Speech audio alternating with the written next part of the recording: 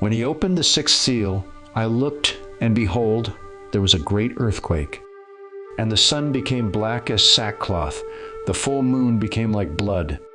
For the great day of their wrath has come, and who can stand? In parts 1 and 2 of this series, I shared the preceding passage regarding the great day of their wrath. As we see, this is the opening of the sixth seal. 6 denotes our enmity with God due to our carnal nature. So it is that the opening of this seal represents that which is necessary to deal with this enmity. The great earthquake in Revelation 6:12 is described in the following. See that you do not refuse him who is speaking. For if they did not escape when they refused him, who warned them on earth, much less will we escape if we reject him who warns from heaven. At that time his voice shook the earth, but now he has promised, yet once more I will shake not only the earth but also the heavens. This phrase, yet once more, indicates the removal of things that are shaken, that is, things that have been made, in order that the things that cannot be shaken may remain. Therefore, let us be grateful for receiving a kingdom that cannot be shaken, and thus let us offer to God acceptable worship with reverence and awe. For our God is a consuming fire. The great earthquake or shaking of the earth and heavens by his voice is what tradition calls great tribulation. By no means is this an event. Instead, this exemplifies the increasing intensity of tribulation and the subsequent falling away of the church, which began shortly after the days of Christ and the apostles. Jesus likened it to birth pains, connecting this to the cycle of sowing and reaping.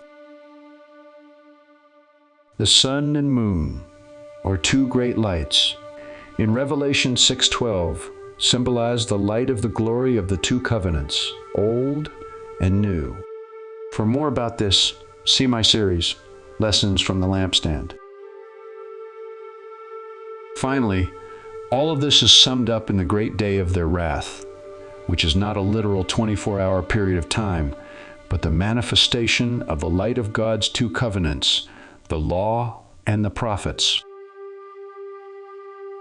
Regarding the phrase black as sackcloth of hair, Vincent's Word Studies gives us the following. All of these references enhance our understanding.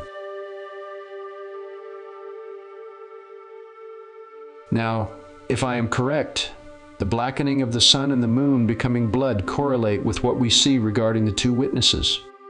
Who are the two witnesses? In essence, they are the two covenants, or law and the prophets. Due to the blackening of the light of these covenants, we see the falling away of 2 Thessalonians 2:3, portrayed in verses 7 through 10 of Revelation 11.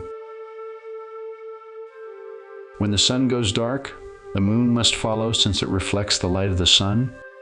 The old covenant law of God is but a reflection of the light of the new covenant promise of God. In part 1 of this series, I pointed out that there are two Greek words rendered wrath in the book of Revelation. One of them is used 6 times, agreeing with our enmity, while the other is used 10 times, agreeing with the necessary judgment of the law in respect to this enmity. Together, we have 16 typifying God's love in these actions.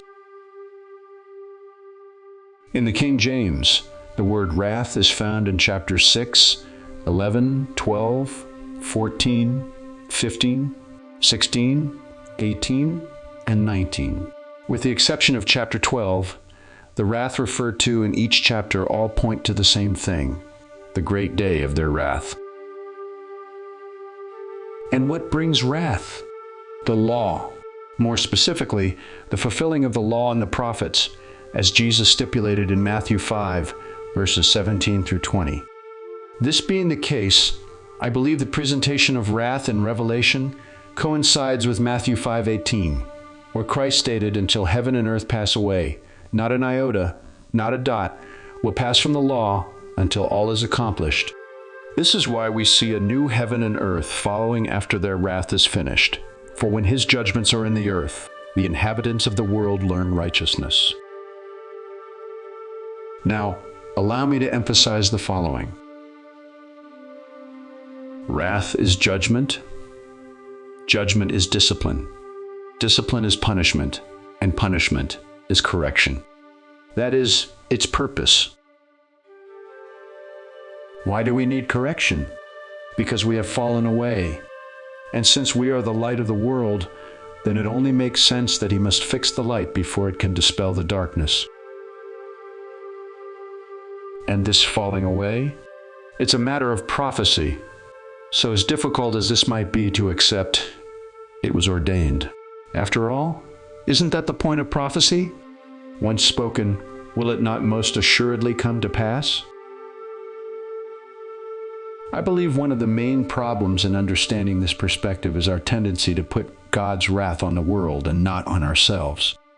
This is a matter of the pride that prevents us from owning up to our own responsibilities. This, I believe, is what John meant by a spirit of error.